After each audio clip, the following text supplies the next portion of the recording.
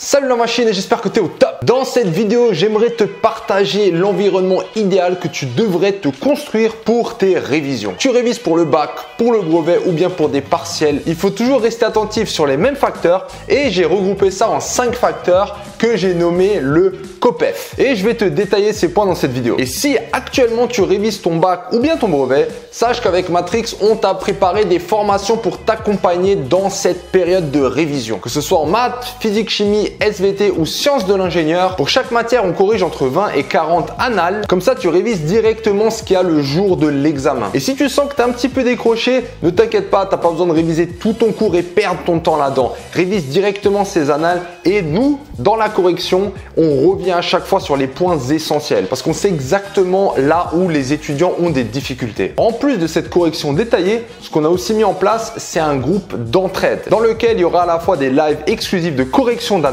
en direct où tu pourras poser tes questions. Mais en plus de ça, on voit qu'il y a vraiment une bonne ambiance et il y a des ressources de cours qui s'échangent et du coup, ça permet à tout le monde d'aller plus vite sans avoir cet esprit de compétitivité qui n'est pas vraiment nécessaire. Et si tout ça t'intéresse, va voir en description, il y a une petite promo pour les machines de YouTube. Donc profites-en. Passons maintenant au COPEF. Commençons par le premier C qui va être la condition. Dans quelles conditions tu es? On pourra toujours prendre un parallèle avec un sportif. Un gars, quand il va faire du sport, il doit être dans certaines conditions. Et pour les études, c'est pareil. Quand on parle de conditions, il y a les conditions mentales et les conditions physiques. Sans rentrer trop dans les détails, sache qu'il y a deux choses sur lesquelles tu peux facilement agir. Un, c'est le sommeil. Fais juste en sorte d'être reposé. Voilà, on n'a pas besoin de parler d'heures, mais sois reposé, premièrement. Et deuxièmement, ça va être la nourriture. Je vais pas te dire exactement quoi manger, mais reste attentif sur une chose. Quand tu manges du sucre, quand tu bois des boissons sucrées, tu vas avoir ce qu'on appelle des pics de glycémie. Et du coup, tu vas être au top, tu vas être grave énergétique, mais ce qui se passe avec ces pics, c'est qu'à la fin d'un pic, il y a aussi une rechute, ce qu'on appelle les coups de barre. Donc si tu as envie de réviser pendant de longues périodes, fais attention au sucre que tu es en train de manger. Tu vois par exemple commencer un examen de 4 heures en mangeant directement, je sais pas, une barre très sucrée, et c'est un petit peu bête parce que au milieu de ton épreuve, tu auras probablement un coup de barre. Le deuxième point, le O, c'est quels sont les outils que tu as à ta disposition. Un sportif, quand il va courir, il a quoi? Il a des bonnes chaussures a priori, ou peut-être aussi un habit. Toi, quand tu vas réviser, quels sont les outils que tu as? Est-ce que tu as par exemple la formation que je t'ai parlé juste en début de vidéo? Est-ce que tu as un livre sur lequel tu peux t'appuyer? Est-ce que c'est ton manuel? Est-ce que c'est un prof particulier? Est-ce que c'est ton cours? Peu importe en fait ce qui te correspond le mieux. Ce qui est juste important, c'est que tu aies un outil dans lequel tu as confiance. Et idéalement, et c'est pour ça qu'on s'amuse aussi à vous les faire, un outil qui va t'amener des résultats plus rapidement, quelque chose d'efficace. Donc ça, encore une fois, tout est à ta disposition. Et on passe au troisième qui est le P de COPEF. Là, je t'ai fait une vidéo très complète qui va s'afficher quelque part dans laquelle je te donne notamment les 3 étapes lorsque tu vas étudier une matière en mode survie ou chien de la casse comme vous aimez bien, à l'abri et au top. Et comment tu dois gérer tes matières selon l'étape dans laquelle tu es. Et une fois que tu es au clair à ce niveau-là, tu peux sortir ton planning de travail. Comment tu vas organiser tes jours restants jusqu'à ton examen. Donc va voir cette vidéo si tu as besoin de plus de détails à ce niveau-là. Et on arrive au 4e point que je veux le plus développer dans cette vidéo qui est le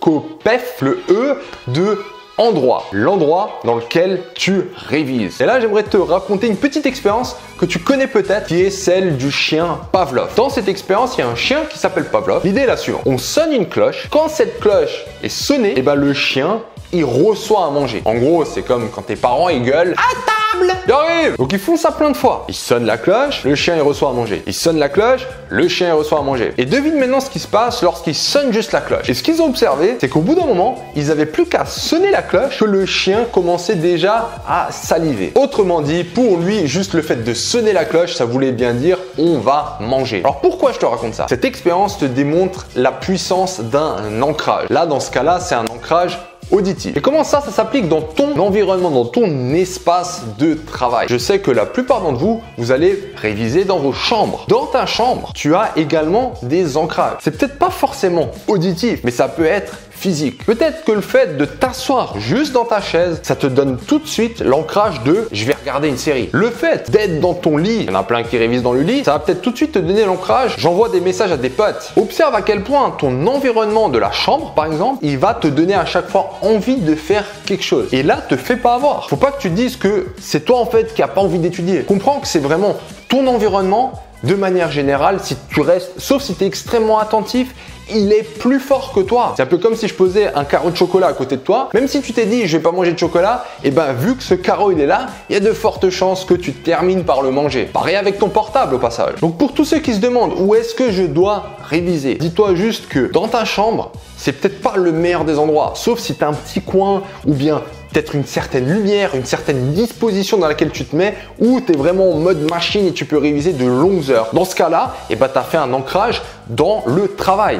Mais de manière générale, je pense que la chambre, c'est plutôt l'endroit où on fait des ancrages de divertissement, de relaxation, bref, où on fait rien en fait. Donc si tu sens que tu as aussi des comportements limite automatiques quand tu es dans ta chambre, pense à bien changer d'endroit. Ça peut être la cuisine, ça peut être le salon, ça peut être la cave, ça peut être une bibliothèque. Je pense qu'une bibliothèque, c'est très neutre comme endroit, c'est quelque chose de nouveau. Et dès que tu vas dans un nouvel espace, c'est l'occasion d'associer de nouveaux ancrages à cet espace. Dans mon expérience personnelle, ce que je remarquais, c'est que quand je devais beaucoup étudier, j'avais tendance à pas mal changer d'endroit. En plus, à l'EPFL où j'étais, c'était immense, donc on pouvait vraiment se poser dans différentes salles.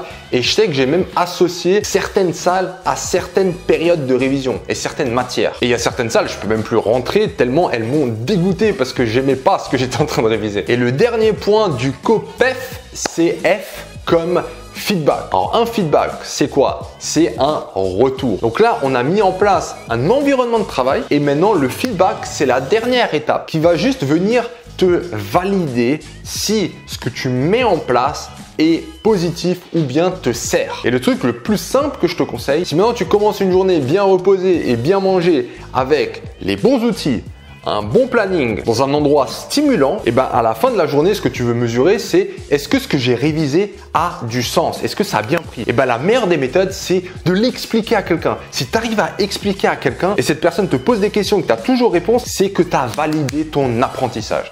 Donc j'espère que ces 5 points de la COPEF te seront utiles. Pour ceux qui sont intéressés dans la formation, comme dit, tout est dans la description. Et n'oubliez pas aussi que vous pouvez parrainer vos potes. À chaque ami que vous allez parrainer, ça sera 10 € de réduction pour toi et pour lui. Comme ça, il suffit que tu parraines des gens et tout ça te reviendra gratuitement. On se retrouve tout bientôt pour un prochain live. Je continuerai à les annoncer en YouTube Post. Comme ça, vous pouvez aussi voter pour le sujet ou l'anal que vous souhaitez qu'on corrige ensemble. Donc restez connectés pour bien voter. Bonne chance encore pour vos révisions et restez au top.